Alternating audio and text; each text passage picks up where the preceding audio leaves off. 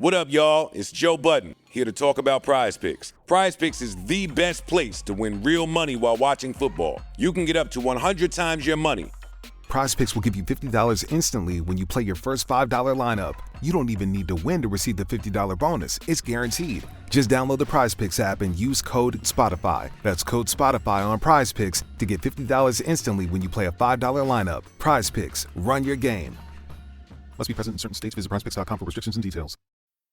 Move your career further, faster in just 2 days with a Harvard Professional and Executive Development Program. Advance your leadership skills, craft smarter business strategies, build your network, and transform how you work and think to keep your career moving forward. You'll earn a certificate and can add Harvard to your resume with Harvard Professional and Executive Development. Learn more at professional.dce.harvard.edu/Spotify. Ryan Reynolds here from Mint Mobile. With the price of just about everything going up during inflation, we thought we'd bring our prices down.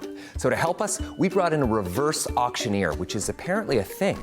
Mint Mobile Unlimited Premium Wireless. How to get 30, 30, bit to get 30, bit to get 20, 20, 20, bit to get 20, 20, bit to get 15, 15, 15, 15, just $15 a month? Sold! Give it a try at mintmobile.com/switch. $45 upfront payment equivalent to $15 per month. New customers on first 3-month plan only. Taxes and fees extra. Speed slower above 40 gigabytes. See detail. Tharion avoids the River Queen's daughter in favor of processing his feelings about Aidas and Cormac's revelation, while Hunt is forced to escort Baxian around the Comitium before he can return home to Bryce. Despite the surprises of the day, Bryce and Hunt find time to enjoy themselves. Under the watchful eyes of his friends, Ruhn makes contact with Agent Daybright for the first time. The next day, while Tharion and Ithan hunt down clues that lead to Emile, Bryce and Ruhn make their way to their weekly magic training, only for Ruhn to be spirited away by reapers claiming to be sent by the Prince of the Pit. With the help of Cormac, Bryce rescues Ruhn and wields a blade that can kill the unkillable, the Starsword. The views expressed by the hosts are entirely their own and in no way represent the thoughts or intentions of the original author. This podcast is a discussion, shared to spark thought and conversation on the characters and themes of this novel. The interpretations presented in this podcast are just a few of many possibilities. Listeners are encouraged to read along and share their own analysis of the text. Though the hosts speak mostly within the constraints of this book, series and extended universe spoilers may be discussed with or without warning. Explicit language, as well as themes of sex, violence, abuse, depression, self-harm, and death will recur throughout this podcast. Listener discretion is advised. If you are enjoying the podcast, check out our Patreon for more exclusive content. You can find us at patreon.com/Book Talk for Book Talk. Welcome to Book Talk for Book Talk with Jac and Amy, a podcast where we deep dive into the writings of your favorite novels. This season, we are exploring Sarah J. Maas's second installment in the Crescent City series. This is Jac. And I'm Amy. This is part 1 of this week's episode where we're discussing chapters 20 through 24 in A House of Sky and Breath. The question we're asking ourselves this week is, why do our heroes struggle to see the truth behind the surface of the situations surrounding them? Themes we're going to see this episode include homes and belongings, as well as true motivations. I just have to say, I really liked your Ruhn was spirited away. Oh, thanks. I was like, that makes it endearing. Not near death. Chapter 20 starts with Tharion working on his wave skimmer. Skimmer. All right. And he's not in a good place. Quote, he stripped off his shirt within minutes of arriving here, even its soft cotton too confining against the skin as he worked. I feel like we keep getting an identity crisis with Tharion. Mm-hmm. He is struggling with his identity as being a mayor. Quote, though the engineering team could have easily fixed the issue, he wanted to do it himself, wanted to give his mind some time to sort everything out. And he's annoying, but he's an annoying guy who's going through it. And he would never admit that, though. He would never admit it. Maybe in once he gets his own book, which is such an assumption that he gets his own book, but yeah. I feel like it's just obvious. He will be among the main characters of the next Crescent City book, agreed. In our opinion. In our humble opinion. So Tharion, he has a lot of self-loathing going on, and we talked about this in a live this past week, yes. And As we were talking about it in the live, I realized that he's one of my favorite characters. Okay. He's one of my favorite developed characters, not that he's my favorite character. And that's important because he sucks. Mm-hmm. But we know why he sucks. Yeah. And here's some more evidence to that. Quote, some captain of intelligence, Captain whatever Holstrom had called him, Tharion was half inclined to get it etched into a plaque for his desk. Tharion is just full of self-loathing. He's full of self-destruction, and the self-loathing and the destruction goes hand in hand, and you start to really understand why he makes the choices that he makes, being extremely stupid because of his dumbass self. And he acts out because he hates himself. Like, I think that is probably one of the most interesting things about him, is how much he hates himself. And I'm going to argue I think he hates himself the most out of all the other characters. Oh, I agree. I completely agree with you. He, to me, is the epitome of self-sabotage. Yeah. He's self-sabotage. And, like, we know why he does it. Yeah. But he just keeps doing it. And he's annoying, but I appreciate it. Yeah, I mean, to some extent, he's caught in this cycle that he doesn't know how to come back from. Yeah. And to self-sabotage is almost a coping mechanism, even though it makes things worse for him. It's like, we know the people who do that. And you know what? They're stupid in real world, and they're stupid then. Yeah. Yeah. They just can't break their habits, their cycles. Yeah, we've been there. I've done that. Yeah, I have too. That's why I went to therapy. Exactly. One thing that makes me, I don't know if I empathize with Tharion right now, but the environment tells him he doesn't belong and he's not doing things right, or that there's kind of a mismatch. Quote, his sweat dripped despite the chamber's cool temperature. Another example is Tharion's preference is to fix his own wave skimmer despite that he can call the engineering team. To me, that's an indication that he's in the wrong role. Later, he's going to tell the princess he works on the wave skimmer because he wants tangible tasks, which is totally opposite of intelligence work. Like, if you want intelligence if you want I can't speak. If you want tangible tasks, you should not be in intelligence work. Yes. I said it, and I mean it.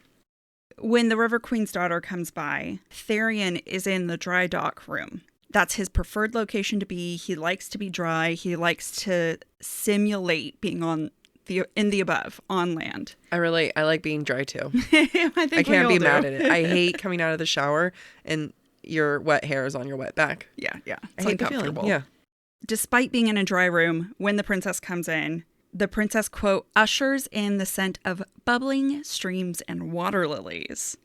And you can tell instantly that nothing about this appeals to Tharion. What he wants and what surrounds him is constantly in conflict. He wants the above. He's constantly surrounded by water. He wants to be dry. He wants to be cool. But he also likes being mayor. Yeah. And he has the call to the Istros. He doesn't know who he is. No. And he's so conflicted and he's so complex. Yeah. And it all comes across as like being a charming little ginger. A charming little redhead. He's just a charming little redhead. He's just going through his charming little redhead life.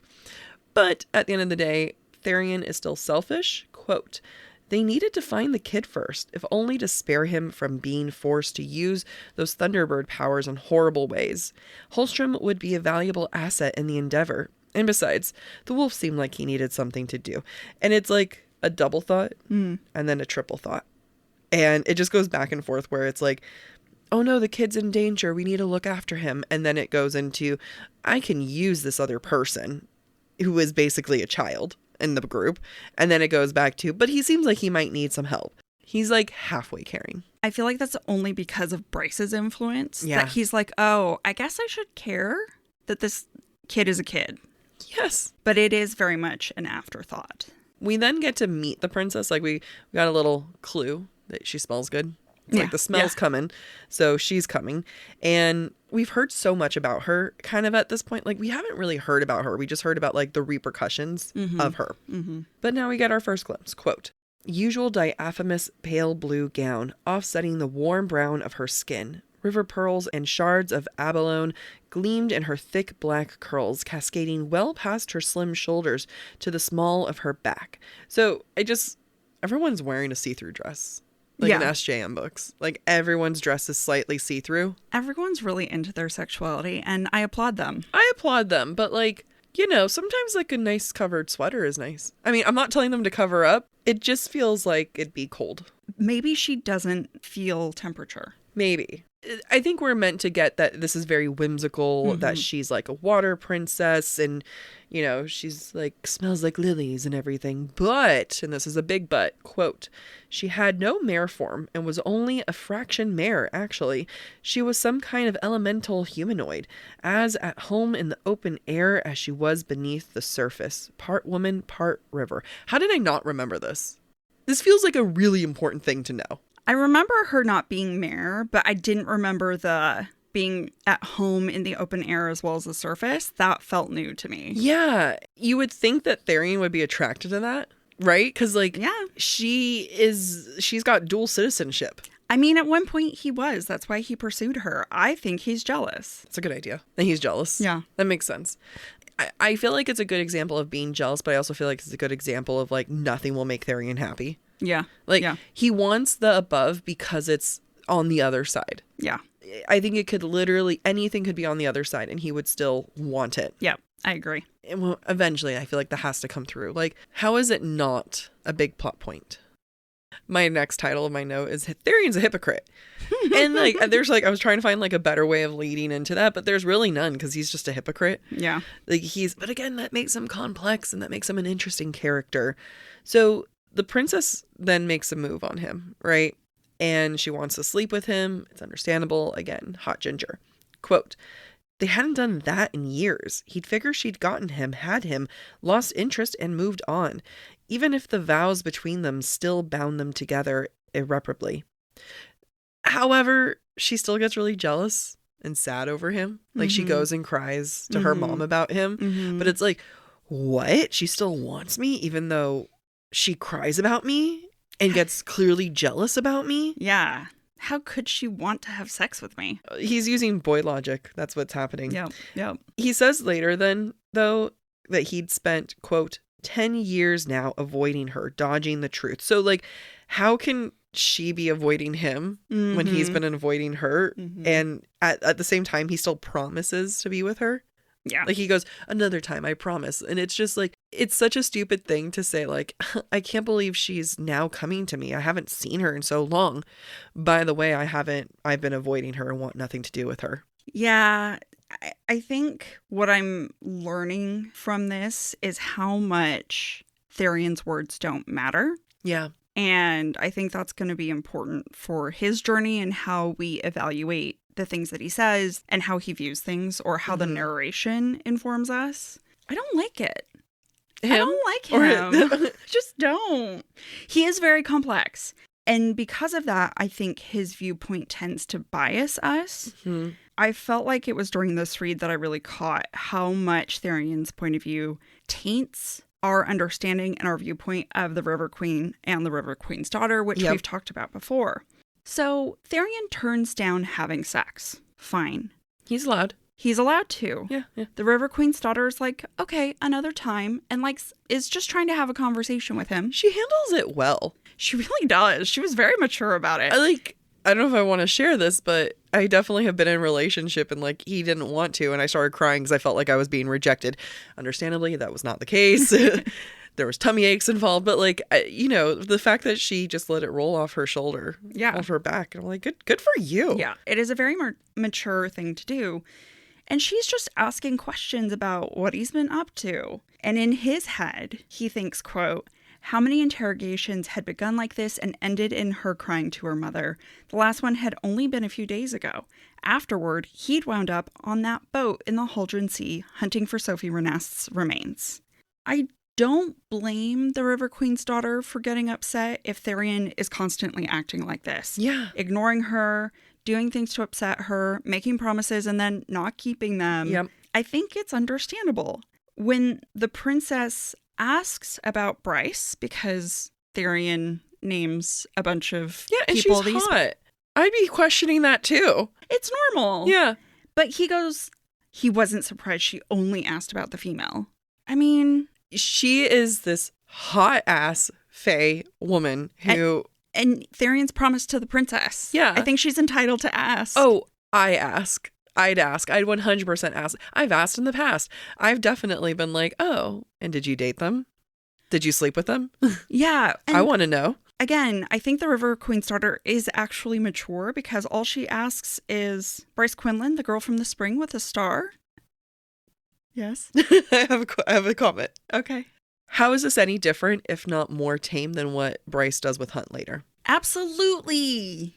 We're about to get into Bryce quizzing Hunt about like his past partners, getting into detail with it. And we look at it as like a kind of like a cute, almost like teasing way. Mm-hmm.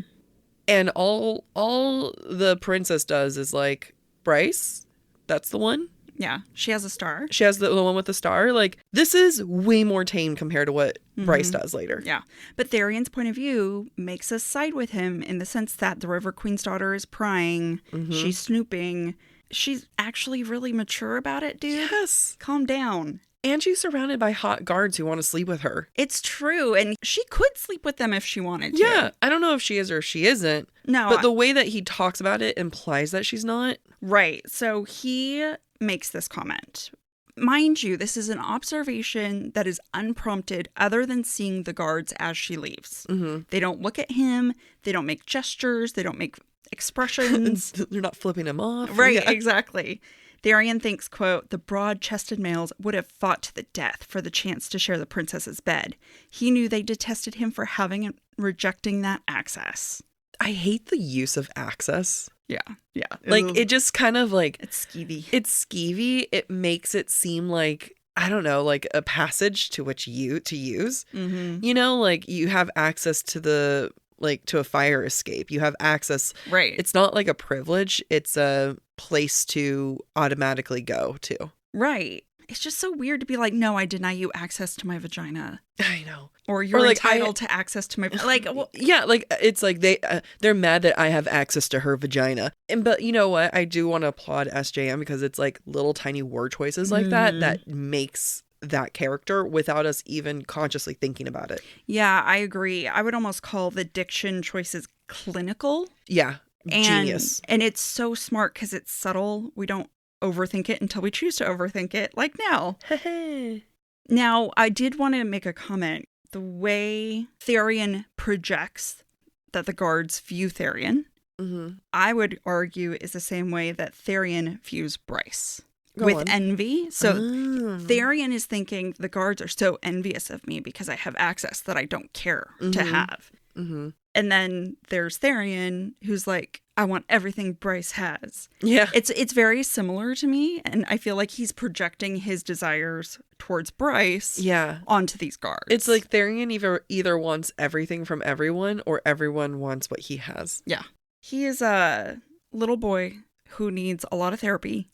And so complicated, but it makes me excited for his book. Yeah. He has no purpose. He has no desires. And I feel like part of this is he's just really lost. Yeah.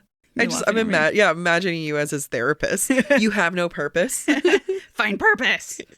Tharion does think, in relation to the guards, quote, he'd happily yield his position if only the River Queen would let him.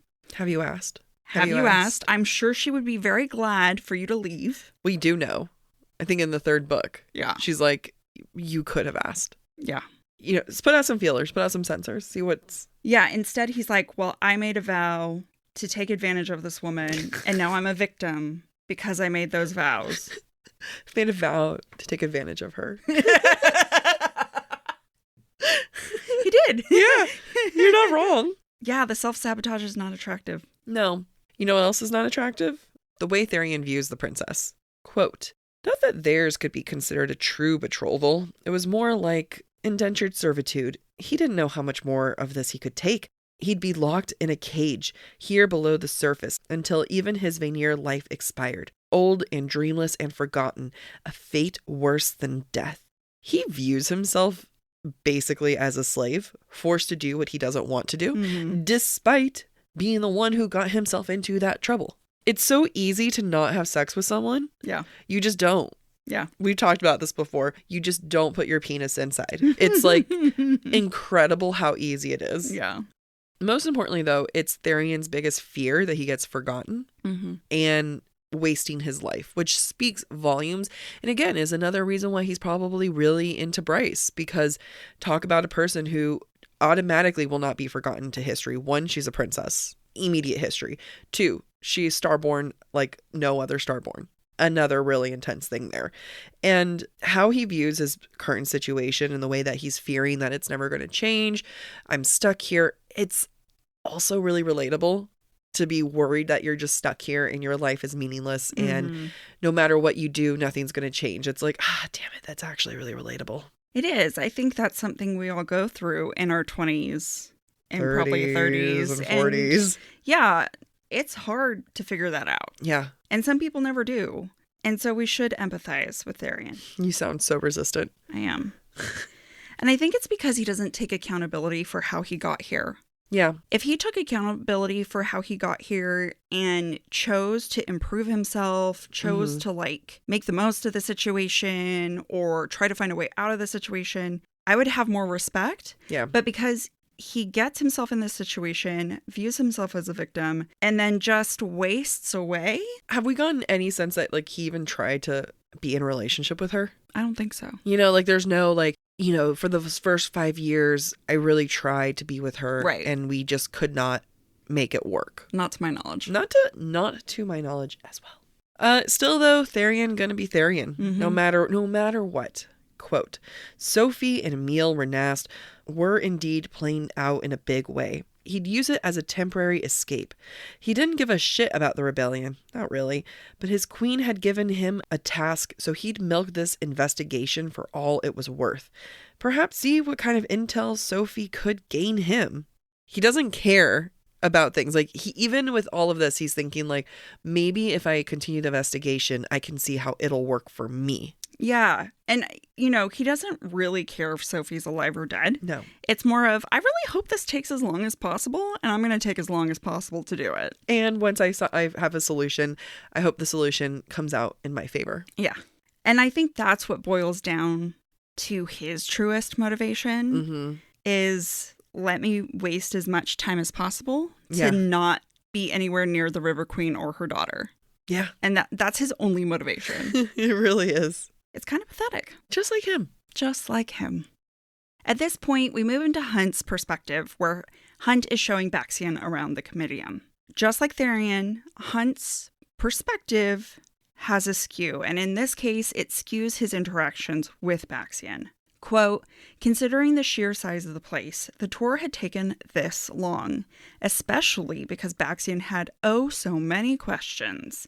The bastard knew he was keeping Hunt here away from Bryce and that sweet, sumptuous mouth. I hate it. I hate the use of sumptuous. I love it. I can't say it with a straight face. It makes me gag. It's not sexy. And you know what? It's perfect for him. It is perfect for Hunt. Yeah. You know, I think what's Hunt is failing to see here is that maybe Baxian's lonely. Maybe Baxian's trying to build rapport. Yeah. Maybe he's trying to figure out if Hunt can be an ally. Instead, Hunt assumes every action on Baxian's part has bad intentions. Yeah. Simply because Hunt is horny and impatient. I doubt Baxian's sitting here being like, you know what I'm doing? Keeping him away from a sumptuous mouth. I am making his blue balls bluer. Yeah, like I doubt he's kind of like, I realized last night they probably fooled around for the first time. Yeah. Or no, they haven't even fooled around yet. They haven't even fooled around yet. yet. You know what, Hunt? Get over it. Yeah. All this to say you can't trust Hunt's point of view. No, he's just a horny angel. Yeah, he is. We get a glimpse more into Baxian and Hunt's past. Quote, for a moment, Hunt was standing in Baxian's place, assessing the room, assessing the same strange new tech, Isaiah and Justinian explaining what a fucking mobile phone was. It just makes those characters more relatable. Yeah. And it makes me sad for them, but also wish I could see that. And I feel like it also makes the reader feel more for Baxian, and it's setting him up as a good guy because we're making him relate to one of our favorite good guys. Yeah, that's a great point. My note was, imagine if Danica got to do the teaching part. Oh. That would have been really fun to see. Yeah. That makes me sad when I think about it. I know, me too. You okay? You gonna cry? No. I was just thinking, I feel bad for Baxian because like all he's left alone. He's without his partner, without his mate. He's just left alone with his hand and runes. Oh, that's so bad. Nice. There's this idea of ownership and belongings and what it means to own something. Quote, "The room was as bare and empty as Hunt's had been. A duffel lay beside the narrow bed. All of Baxian's belongings fit into one fucking bag." Remember in book 1 where Hunt talked about the meaning of the baseball cap and it was his very first purchase that he made and it just meant so much to him? It makes me sad when I think about those feelings. I'm like, I want like an entire chapter dedicated to that feeling. Like I want to like, that's the kind of misery that I want to like explore. Wallow in. Yeah. Like I want Taylor Swift to write a song about it so I can listen to it on repeat. And these are men who are owned. Yeah. And they are the ones who are told what to do. And then for them, it turns into like, what does it mean for something for them to own? It's just sad. Like it's like Baxian makes me so sad. Like I know I was joking about only having Ruhn's hand, but you know, like here he is confused in a world that he is not familiar with without his mate. And we already established that like when your mate dies, you're just kind of like dead inside at this point. Yeah. And he doesn't even own anything beyond a duffel bag. Yeah. He's so sad. I hope he gets joy. I hope so too. When I was reading the "one fucking bag" quote by Hunt, it makes it seem that even Hunt thinks Baxian is pathetic, and not pathetic in the way Tharion is pathetic in like a wet kitten who's just climbed out of like a sewer pipe or Baxian, something. The wet kitten of this book. He is the wet kitten of this book. He is the wet kitten. He really is. He's just like a little sewer kitten. I just want to save him. Yeah. I can't. We can write a fan fiction. With Baxian in Ruhn's hand. I'm now imagining Ruhn's hand like in the Addams Family. Oh my, like it? Yeah, like it just running around. That's hilarious. Fun. It's fun because like here we are, episode 5. We made all these horrible jokes about Ruhn's hand, and I don't know how people are going to receive it. So if people are like, please stop. Too late. It's like we're 5 episodes deep. There's this quote that just kind of, reminds us why Hunt is Hunt. Quote, "Perhaps something like pity stirred in him because he said, 'I'll give you a lesson on video games tomorrow.' He could have sworn a shadow dimmed in Baxian's eyes that appeared a hell of a lot like longing. Thanks. My heart just can't handle those things." And it's just such a big difference from Tharion. And I feel like it's always a good reminder that like Hunt is a good guy. As much as he doesn't want to be involved in this war, as much as he would love to just throw the world away and just be locked away with Bryce, he's still a good guy. Yeah. And this is all despite Hunt still assuming the worst about Baxian. Yep. And I think that says a lot about Hunt as a character. He still is stupid in his own way. He still makes bad assumptions. Yeah. However, he understands he's capable of empathy. And I think Bryce has really unlocked that empathy in him. Yep. His willingness to connect with Baxian is solely because he sees himself in Baxian. Yep. Because Pollux and Baxian are now occupying Vic and Justinian's old rooms, Hunt is feeling feelings. They're all feeling feelings. Before he commits to playing games with Baxian later, he does try to squash his empathy for Baxian. Yeah. Quote, "It didn't make a difference. The Hellhound was an asshole who had done shit that even Hunt couldn't stomach." And he has to dehumanize Baxian by thinking of him by his nickname, like his killer name. But it's that shit that Hunt can't handle that Baxian comes in and does for him. It's true. Right? It is. That is true. The shit that like Hunt is sitting here judging him, being like, I saw him gnaw people, like bite people's whatever's off. Like, yeah, tear off their limbs. Their limbs with his own mouth. And it's like, yeah, good job, bro. Otherwise, that'd be you. Yeah. You don't even have fangs. How would that work out for you? Just imagine his little, like, nubbed mouth trying to chomp through Ruhn's hand. Like, that's not a great way. Stop judging, Hunt. Hunt hasn't lived Flame and Shadow yet. No, but I hope there's like a moment where he's like, oh shit, that actually worked out well. It worked out in my favor. Hunt also experiences guilt related to the past rebellions. Quote, twice now he'd fucked up. First with the Fallen Rebellion, then this spring with the Viper Queen, and now, was he really going to allow himself and Bryce to be dragged into something similar? How many people would be destroyed by the end? I want to point out that when Hunt thinks about the Fallen Rebellion and he thinks about Vic and Justinian, he is one of few or one of the only to survive those situations. And as I was thinking about this, it kind of makes sense why he is always trying to hold Bryce back when it comes to this rebellion and fighting against the Asteri, because odds are, in his mind, he's going to survive and she's not. Yeah. Like, I mean, you're right. Like, he already knows it's a bad idea, but it's like no one else survives. I mean, Isaiah survived, but... Yeah, and there were a few other Fallen who survived. But he's the main one. Yeah. He's a main character. He is a main character. Yeah. And with Vic, Justinian, and Hunt, only Hunt survived. It's not good odds. No. What we're seeing here is that his guilt makes him feel responsible for all the deaths, even though he wasn't Shahar. He's not the one who led the rebellion. You know, Justinian and Vic made choices and he tried to back out. And I think his inference then is, if Bryce dies, it's my fault and I can't live with that. Yeah. Yeah. So just some inner working. Yeah. I mean, you know, and as much as like we get a glimpse of Hunt and being like, oh, he's, you know, he has empathy, he's really feeling for Baxian, there's still a part of him that would choose himself and Bryce in a heartbeat.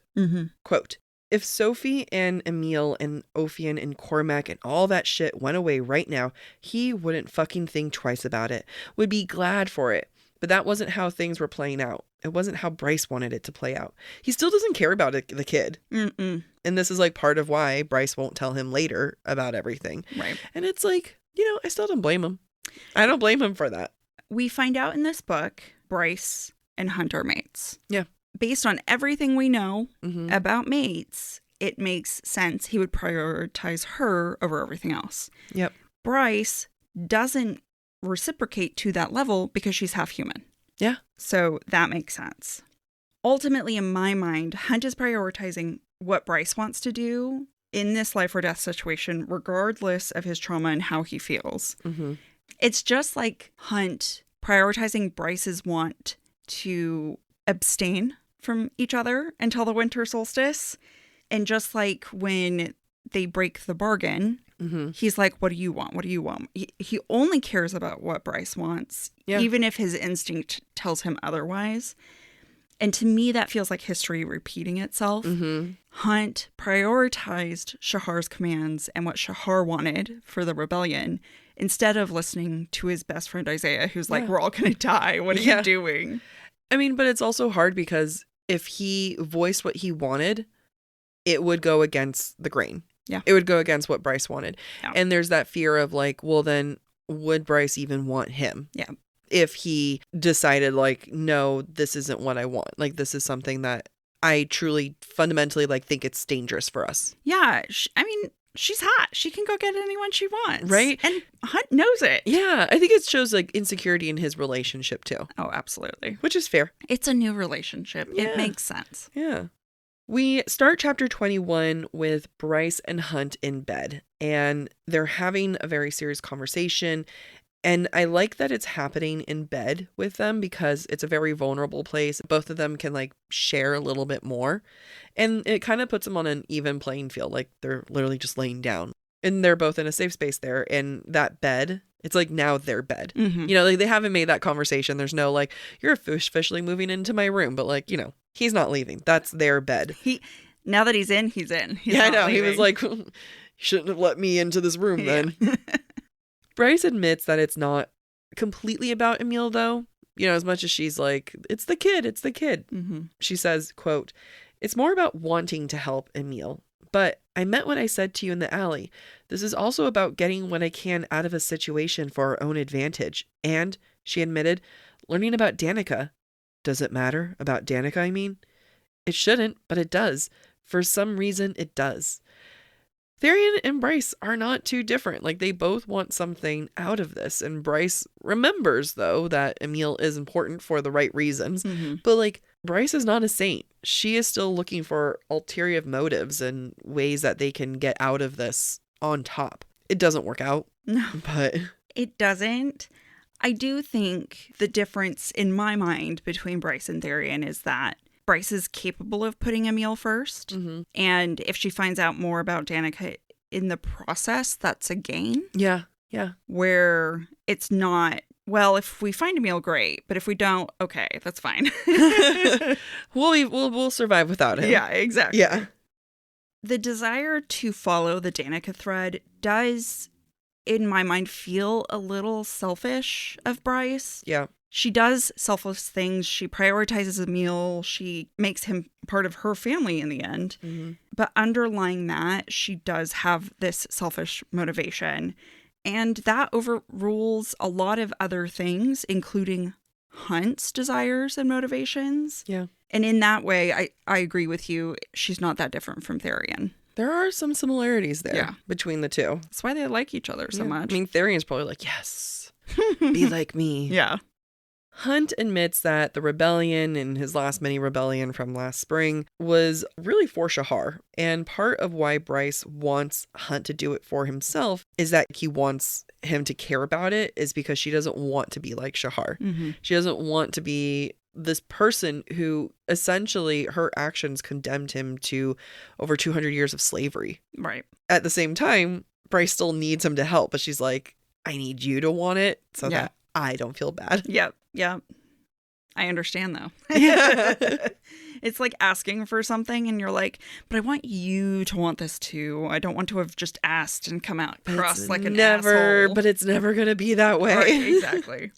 Now, I obviously in my notes, I did a lot of thinking about Hunt and what Hunt is thinking. So my note in this moment is a question. In Hunt's mind, does rebelling ultimately make him feel like he's putting Shahar first? Mm-hmm. And on the flip side, safety first is putting Bryce first. Uh-huh. I thought this because of this quote.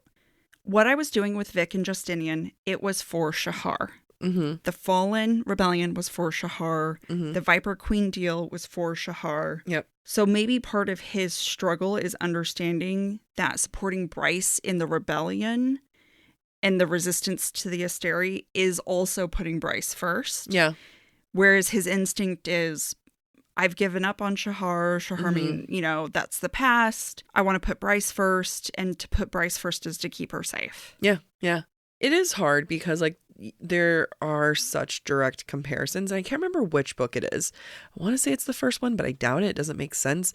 But Hunt makes the comparison of, like, I'm doing this just like I did for Shahar.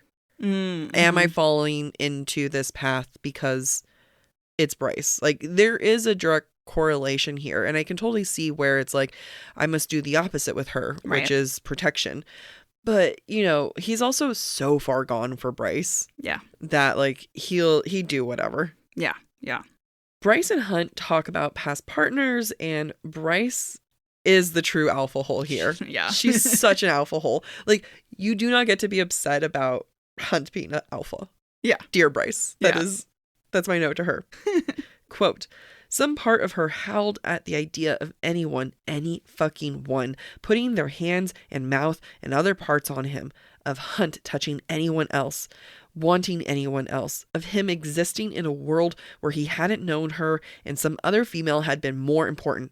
Shahar, he loved her too, been willing to die for her.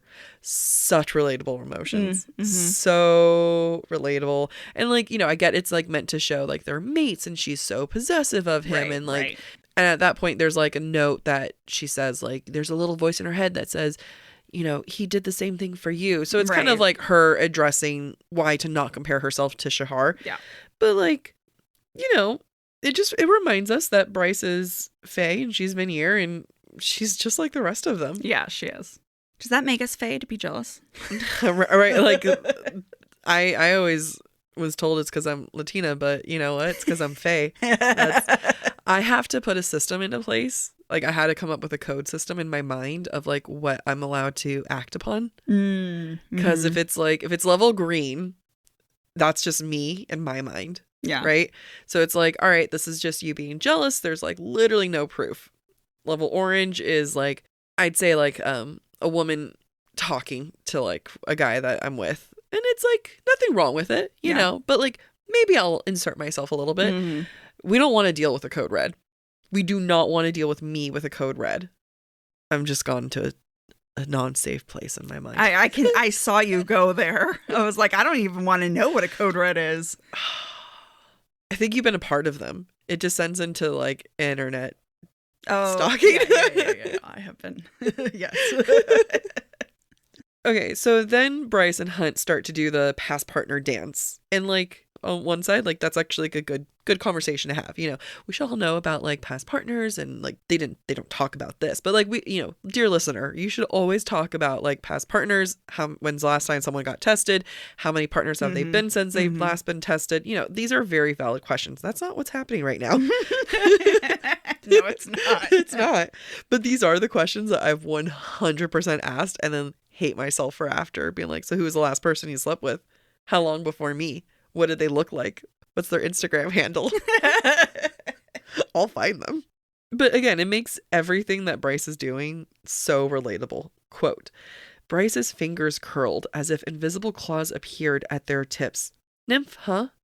Was this his type? Exactly like those dancers at the ballet, delicate and svelte?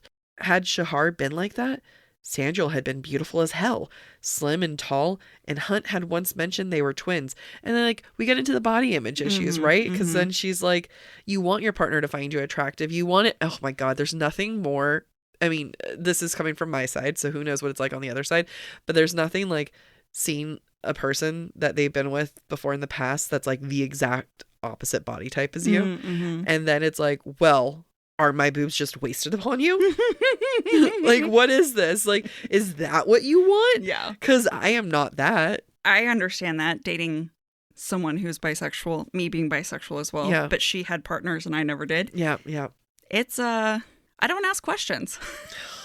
I don't want to know. I do. I ask questions. I don't. You look into their tagged photos.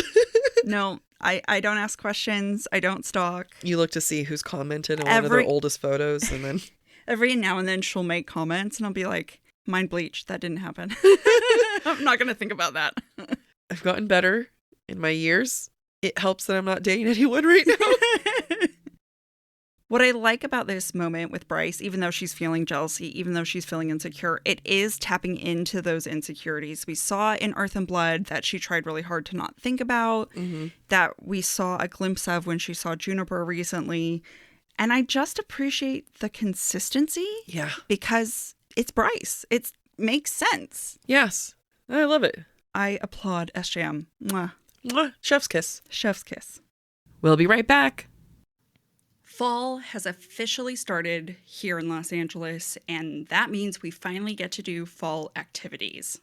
I have been counting down the days for when I can go to pumpkin patches, maybe even hit up an apple orchard, and I get to do all of it looking super cute in my Quince boyfriend sweater. This weather is perfect for my dark academia vibes, and I'm so excited to bust out my washable silk blouse because you know I'm going to be taking pictures. Quince is known for their Mongolian cashmere sweaters from $50. And that's not all. Quince has so many other amazing things on their website. All of those items are priced 50 to 80% less than similar brands. That includes leather jackets, cotton cardigans, soft denim. Like my entire fall wardrobe is genuinely turning into Quince wardrobe.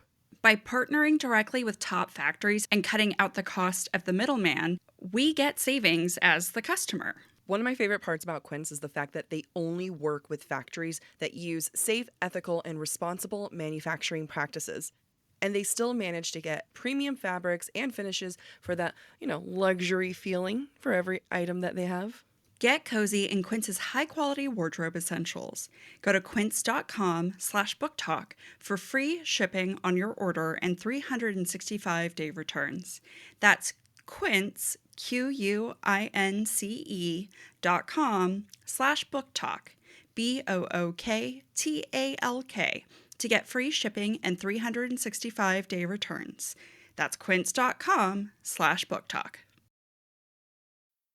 Move your career further, faster in just 2 days with a Harvard Professional and Executive Development Program. Advance your leadership skills, craft smarter business strategies, build your network, and transform how you work and think to keep your career moving forward. You'll earn a certificate and can add Harvard to your resume with Harvard Professional and Executive Development. Learn more at professional.dce.harvard.edu/Spotify.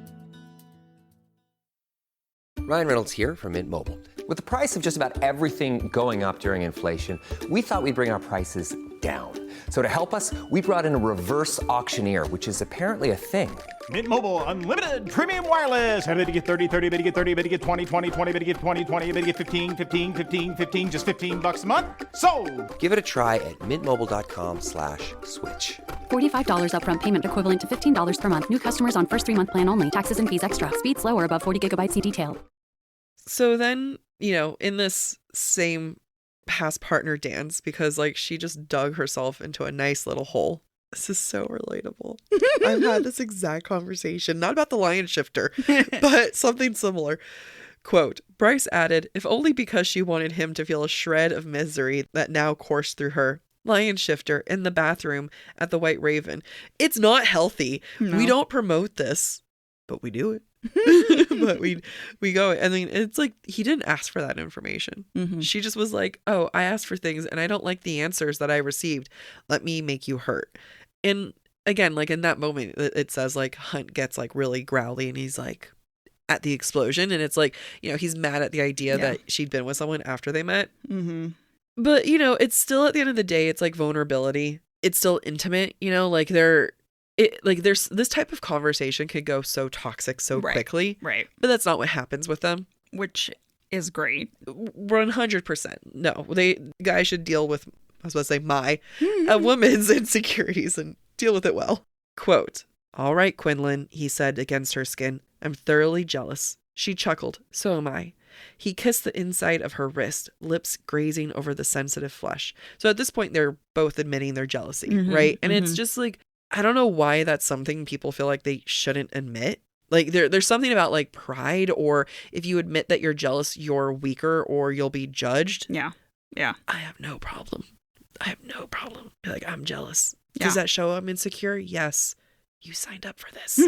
What part of me made you feel like I was secure? But, to a more literary analysis way, he's biting and kissing the inside of her wrist, right? It's meant to represent like this is her most vulnerable part. Like he could bite into that and she could bleed out, but it's there to represent safety with one another. I like that. Isn't it also like the reason why we put perfume in these areas is because it's where our pheromones are strongest? Yeah, something like that. It's like androgynous. It's not androgynous. Adrenostones. Do you know what I'm talking about? No, hold on. Places to put perfume on your body. There's another word than pulse point. I understand. I think I know the word, but I can't say the word because the word I want to say is androgynous, but that's not the right word. That's what I said. We'll just wait till someone sends us a DM about it. But yeah, it's an egregious.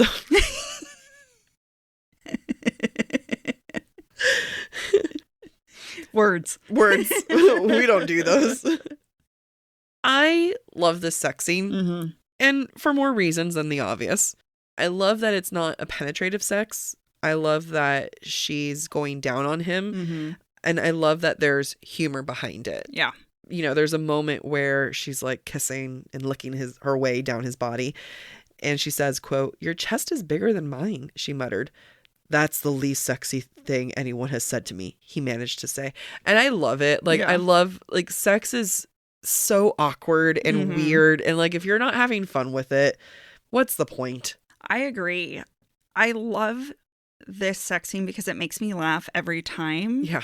And it's heartwarming also because it's so them. Just like they make jokes about being loud and gagging. Yeah. It alleviates the negative feelings and the jealousy that they started out this scene with. And it shows how comfortable they are being themselves with each other, which to me makes it more intimate. Absolutely. So I like it for those reasons. I do too. So one of the things I love about this scene is we get both points of view. We get Bryce's point of view, we get Hunt's point of view. So before the switch to Hunt, we see Bryce in power. She has all the power in this scene. She starts out by demanding consent from Hunt when she says she wants to touch him. And then he says, yes, yes, please. And then he asks for her consent and she withholds it. Yep. Quote, she only smirked, pressing a surprisingly steady hand to his bare muscled chest. He allowed her to push him back against the pillows. I'll say yes when I've had my fill. It's just hot. Yeah. Just and he complies. Absolutely. Which is even hotter. Bryce, in this moment, chooses to put Hunt and his pleasure first. And Hunt isn't forcing her to pick him first. Yes. That was her choice. And that's another, I think, powerful moment and is what makes this scene so attractive, because a blowjob scene isn't usually attractive to me, but she's choosing it. My sexuality, I know, conflicts with this sexuality. Yeah. I mean, I'm not mad at this. No, I'm saying I'm not mad at this either. Yeah. One thing that gave me pause, though, is Bryce choosing Hunt first because he agreed to search for Emile. Yep. Is she rewarding him for giving in to her desires? I thought of that too, and I was like, I don't want to talk about it, but let's talk about it. Yes. It's not overt. It's not overt, and it's not wrong. However, it's not without pointing out that she's rewarding him with sex. They were probably going to have sex anyway. He was probably going to agree to her anyway, no matter, like, all these things were going to happen anyway. However, he agreed. She goes down on him. Like, those are that is how the sequence of events. In Bryce's defense, he agrees. And she tries to go to sleep. And then he's the one who's like, hey. His eyes sparkle in the dark. I don't think she was like, was she really trying to go to sleep? Yeah, because she's like, we'll talk about that tomorrow. Yeah, that doesn't mean you're going to sleep. Well, but he's the one that is like, let's get it on. Yeah. Okay, look, I mean, I'm not punishing her for going down on him. Like, I'm not saying that that's like she's manipulating the situation. Right. I don't believe that that's a manipulation. It's just one of those things that it's of note. Right. They do happen to coincide. Yeah. And it's not like Hunt said yes to looking for Emile and expected sex from that. So again, there aren't malicious motivations on either side, but we can't help but see, like, this is analysis. Right. We're analyzing. Words. Like Amy said, we are now in Hunt's point of view, and Bryce is just in her alpha element. She is in control. Quote, she dug her long nails into his chest, the pain a light singing kiss. His cock throbbed in response. God spare him. He wouldn't last a minute. Remember, her nails in all of book 1 and so far in some of book 2 have been considered to be weapons. They are claws. She uses them. And remember, when we talk about feminizing weapons and weaponizing feminine, this is like both of them right now. Like, she's clawing, she's hurting, she's, bringing out the pain. I'm like pointing out my long nails too. Just a nice, good, scratches on the back. Red marks. Anyway, continue. At one point, Hunt thinks, quote, why was she talking? Why was he talking?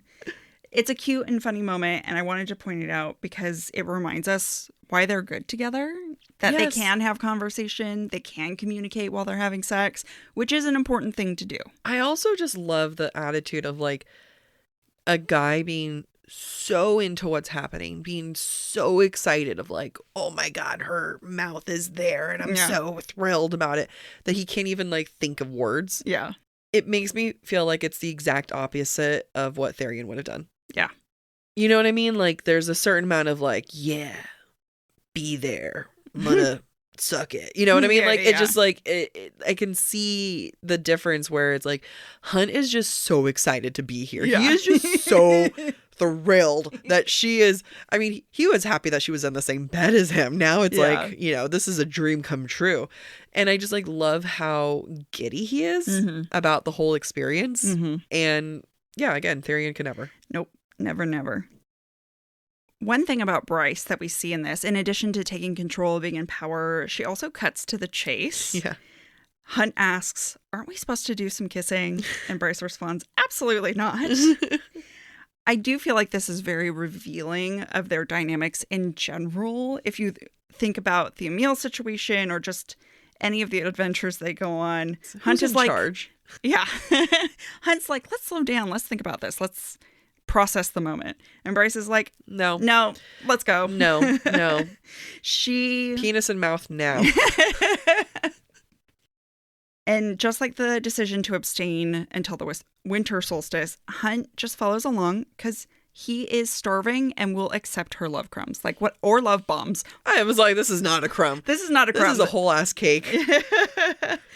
But he's just like, okay, whatever you want, just as long as I get to be in your presence. Yeah, right. He's like, you're so pretty and shiny. Oh my God, you smell so good. Can I touch you? Please. It's a girl. Let's also talk about this moment as Bryce begins to blow Hunt. Quote, Hunt surged to grab her, to put his mouth where her hands were, but she held up a finger. Not yet. Her eyes simmered like coals in the dimness. Am I the only one that thinks this sounds like slightly demonic, slightly like a succubus? I mean, it's like every succubus anime I've ever seen. Coals simmering in the darkness. You know what? Sure. I'm on board with it. It's like the reflective cat eyes. I mean, her eyes are supposedly like amber and, you know. I know, but they should not be glowing like coals. No, not at all. But it's just like nice that in this moment she's not being compared to her father again. Yeah, that's fair. That's fair. In the throes of passion, Hunt begins to think violent thoughts. And I say this because I want to make a point that violence and pain is equivalent to love, or the expression of love between Hunt and Bryce. Mm-hmm. Bryce tells Hunt, quote, quiet, remember? He was going to cut off Holstrom's ears.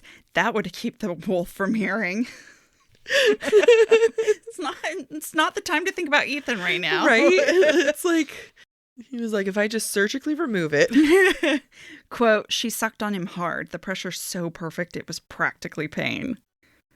And another quote, and then her hand slipped down to his balls. So I'm sorry, apparently I just wanted to read the entire sex scene.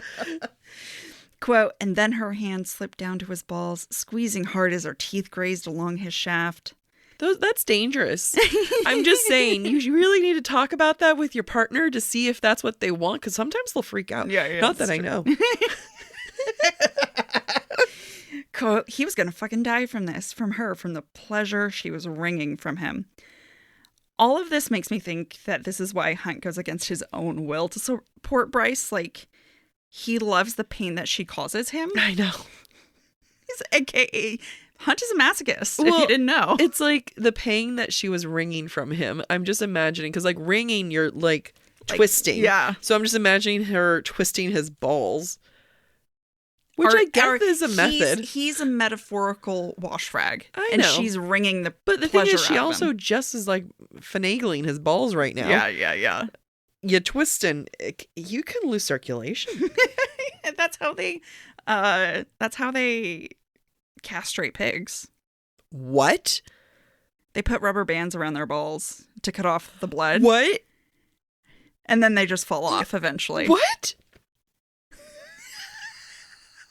What? I love that we were just talking about how you've never met a cow or a sheep. I don't think I've met a pig either. Holy shit. What? Isn't there a better method? Apparently they don't feel it. Because it takes a while. It's not like in a day. It's like months. There are pigs in this world walking around with rubber bands around their balls. Is it like rubber bands you just buy at the store? I guess. I don't know. Is that what happened to my bacon?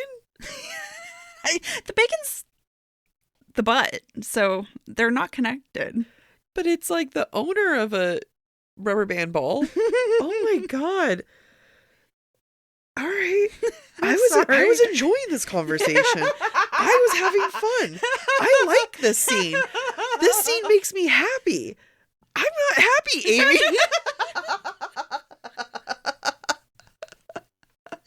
You took my joy. Sorry. You took my joy with a rubber band. At least I didn't castrate you. No, you castrated the pig. Okay. Let's take a sip. Okay.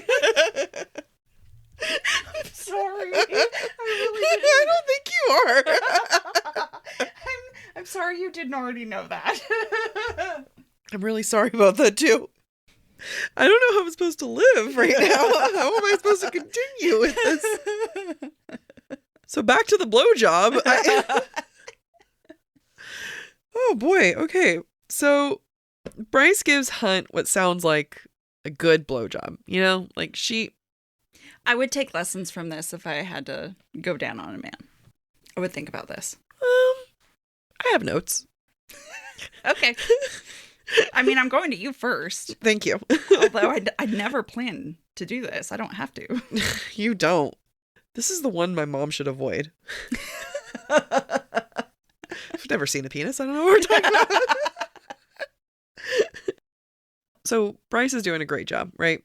Quote, Bryce only slid him down her throat again, her free hand digging into the muscle of his thigh, a silent permission in her mouth. That's where she wanted him. So other than the obvious thing that, like, guys love that shit. Other than the obvious where it's hot because she's swallowing him, I want to read more into this.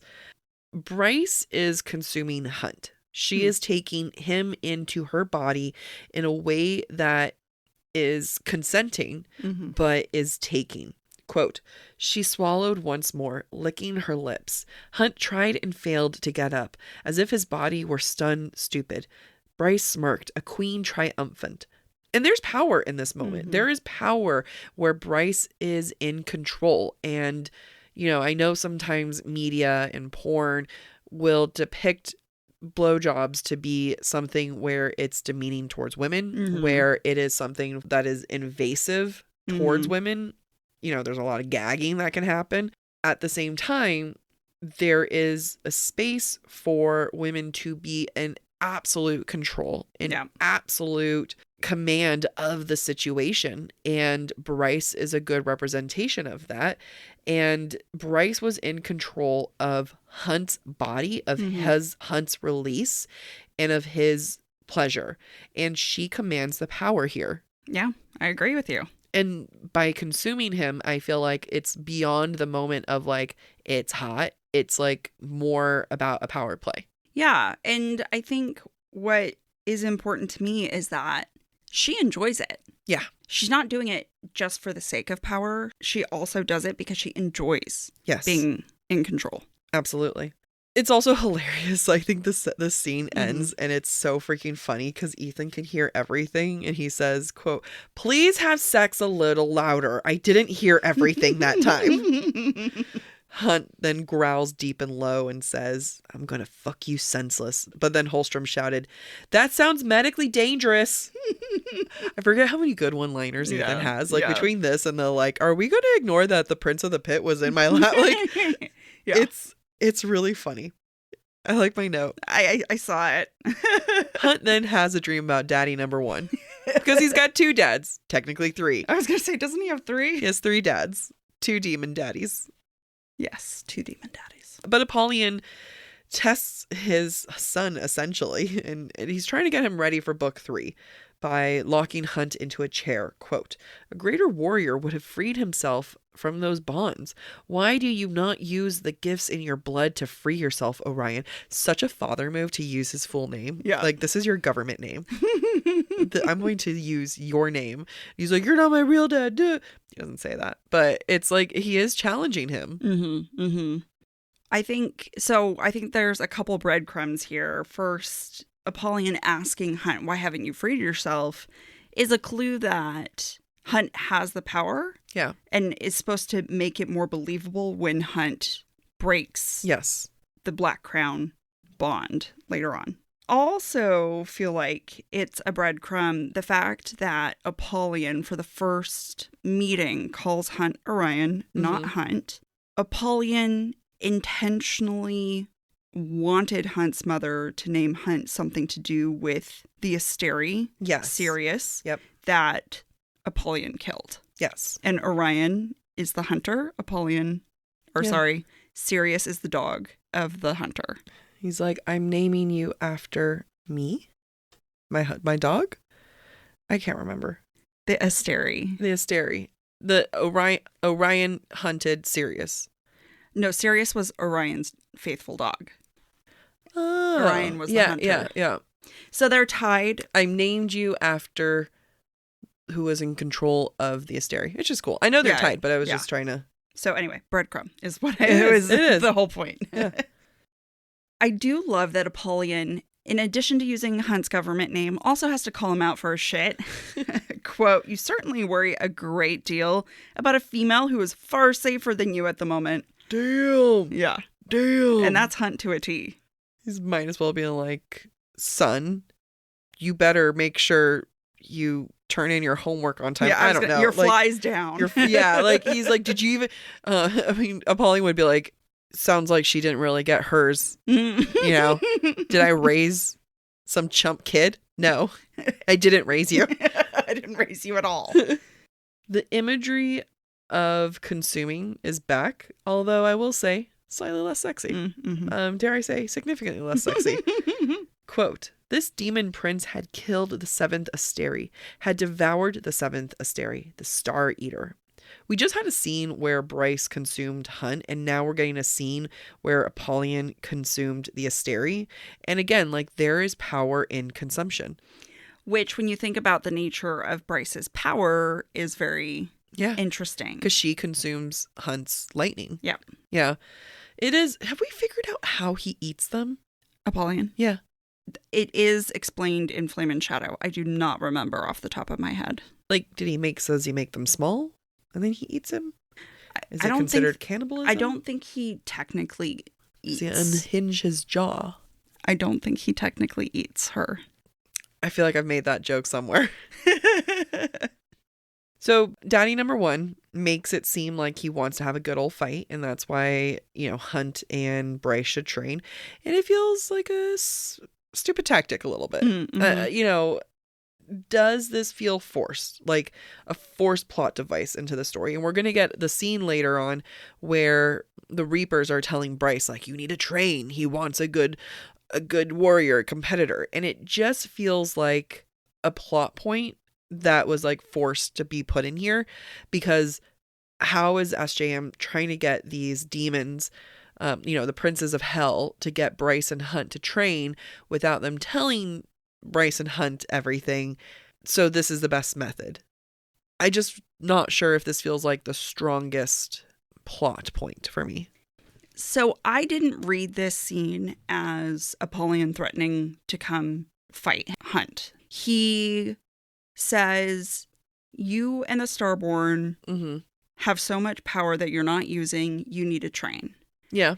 And then he says, if you're going to be so dismissive, then I'm going to send some demons to make you train. But maybe we'll come back to it when the scene comes up. It's still like, I want you to train, not in this scene, but later the message is, I want you to train because I want a better opponent. So I think that this scene exists because we need the Reaper scene. Because it's a clue that the Reaper scene is a fake. It's not really Apollion sending the Reapers. And to have a scene where it mirrors the Aidas scene, right? Yeah, Visit from the Prince of the Pit. It also is supposed to clue us into the fact that the Aidas visit is also fake. Because Apollion is cryptic, just like Aidas was in Earth and Blood. It's in a pocket realm. So it has to be, there's no question about who this individual is, right? Yep. Because of the power that's being used. And it is very much unlike Aidas and the Reapers, who are sending messages, but not in... We don't see the real form. We don't see the real Aidas. We don't see the real Prince Apollion. of the Pit. Yeah. And it makes me wonder if the Asteri even know what they look like. No, I'm sure. I mean, they fought them. They fought them, but they never attempt to appear as them. Why send the Reapers when they could just pretend to be the Prince of the Pit? Or the real Aidas. Yeah. So I do feel like this scene is a little forced, but I think it's there so that we understand what came before and what comes after are not That's fair. real. I just get so confused of what's set up by the Asteri and what's not and everything. Like, it does get a little convoluted. Yeah. But you explained it. Thank you. You're welcome. I just love a good imagery moment when Hunt wakes up from his dream daddy. He thinks, quote, Quinlan slept beside him, Syrinx on her other side, both of them snoring softly in the darkness. Her red hair looked like fresh blood across her pillow. It is a bit on the nose, but it doesn't mean that it's any less powerful. Right. And I think it is a bit on the nose, but it tells us just how bad Hunt's PTSD is right now, where he is mentally. And in my mind, just how much he's associating Bryce with Shahar right now.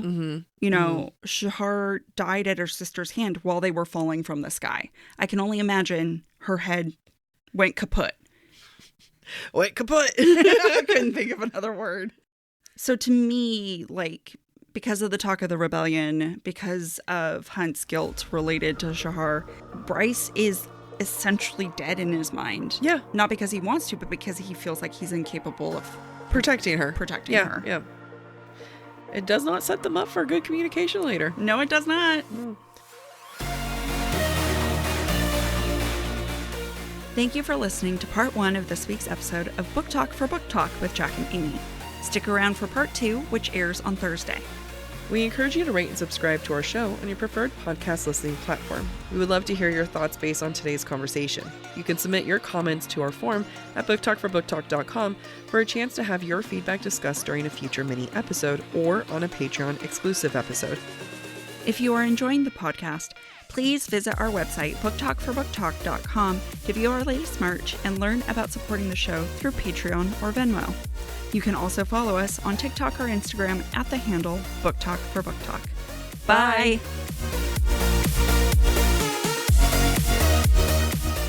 Bryce's bargain for the winter to wait till winter solstice to wait until the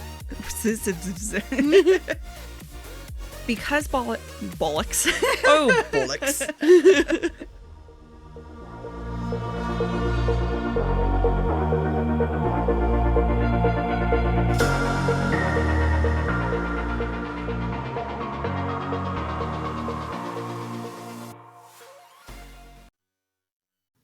Fall has officially started here in Los Angeles, and that means we finally get to do fall activities.